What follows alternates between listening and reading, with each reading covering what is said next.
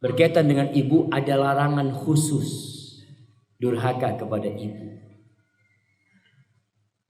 Rasulullah sallallahu alaihi wasallam melarang an uquqil ummahat, durhaka sama ibu.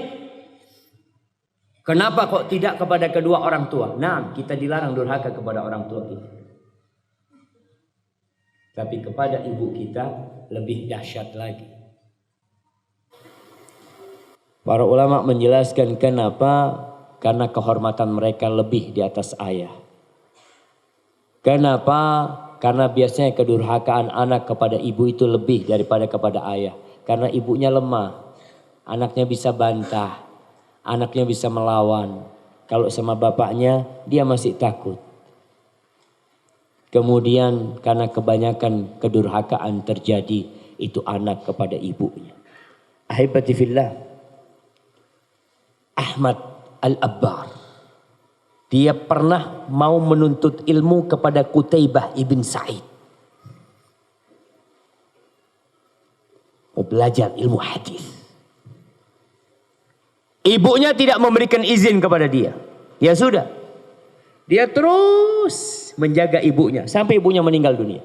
Kemudian dia hendak belajar kepada Qutaibah setelah ibunya meninggal dunia.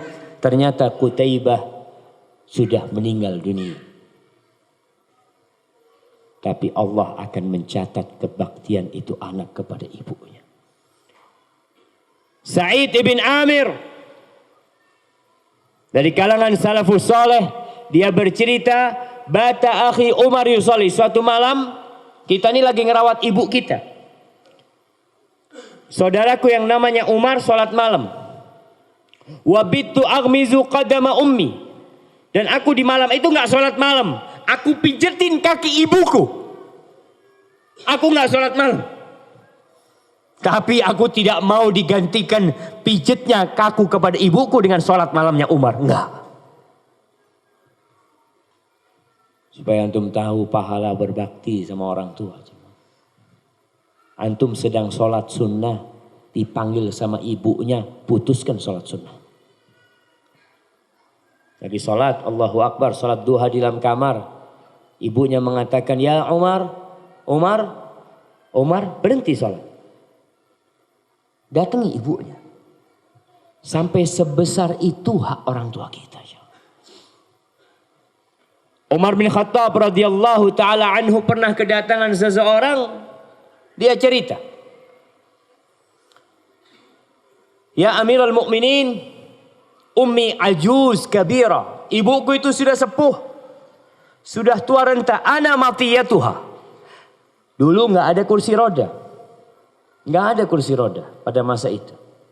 Yang ada, aku ini menjadi tunggangan ibuku. Ibuku naik di punggungku. Dan aku berusaha untuk melakukan segala yang dilakukan ibuku dulu kepadaku ketika aku kecil. Kadangkala dia harus merawat ibunya, membersihkan ibunya. Orang ini bertanya kepada Amirul Mukminin, mengatakan, "Fahal addaitu syukraha?" Apakah aku sudah membalas budi ibuku dengan cara aku melakukan itu semua? Apa kata Umar bin Khattab? La. Lima ya Amirul Mukminin, kenapa tidak? Bukankah aku sekarang melakukan seperti yang dilakukan ibuku kepadaku? Kata Umar bin Khattab radhiyallahu taala anhu, innaka taf'alu dzalika biha wa anta tatamanna mautaha likai tastarih. Engkau melakukan itu kepada ibumu sekarang dengan harapan ibumu segera mati agar engkau istirahat dari merawat ibumu. Sedangkan ibumu dulu merawatmu ketika engkau sakit, ketika engkau kecil, dia berharap engkau hidup. Sedangkan sekarang engkau berharap ibumu mati. Maka nggak sama. Itu cerita Umar bin Khattab. Abdullah bin Umar bin Khattab punya cerita juga. Diriwayatkan oleh Imam Bukhari dalam Adabul Mufrad bahwa ada seorang lelaki yang menggendong ibunya tawaf. Dia bawa ibunya di negeri Yaman atau dari negeri Iran sana. Dia bawa ibunya untuk berhaji. Dia bawa tawaf ibunya di sekitar Ka'bah. Lalu dia berjumpa dengan Abdullah bin Umar bin Khattab. Sambil dia bersenandung. Inni ana ba'iruhal mudhallal. In uz'irat rikabuha lam uz'ar. Aku ni tunggangan ibuku yang sangat sopan, yang sangat santun. Kalau ditakut-takutin onta-onta itu kabur, kalau aku nggak pernah kabur. Lalu dia berjumpa dengan Abdullah bin Umar. Mengatakan, atarani jazaituha. Menurutmu apakah aku sudah membalas budi ibuku? Abdullah bin Umar mengatakan, la wala bitalqatin min talaqatiha. Engkau belum membalas dia. Satu rasa sakit ibu, subhanallah jemaah, ketika melahirkan, wanita itu merasakan sakit. Allahu Akbar jemaah. Satu rasa sakit dia ketika mau mengeluarkan engkau dari perutnya, itu belum engkau balas. Bagaimana dengan kebaikan-kebaikan ibumu yang lain? Bagaimana dengan air susu yang engkau susu? Wallahi jamaah. Kadang-kala masih ada anak yang durhaka sama ibunya, lupa dengan kebaikan ibunya. Kalau antum dipinta untuk membayar air susu ibu antum, seluruh yang ada di kota Semarang ini, kalau antum berikan kepada ibu antum, antum belum membalasnya. Lalu antum merasa sudah berbuat baik hanya mengasih duit 1 juta, 2 juta, 3 juta kepada ibumu tiap bulan. Jangan sampai antum lupa.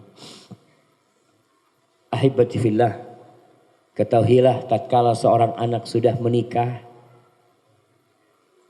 kemudian dia punya anak, pangkatnya berubah. Oke, pangkat dia menjadi suami. Pangkat dia menjadi ayah buat anaknya. Tapi di hadapan orang tuanya pangkat dia tetap anak. Nggak akan berubah. Walaupun antum menjadi bos. Walaupun antum menjadi jenderal. Ketika antum pulang menjumpai orang tua antum, pangkat antum adalah nak.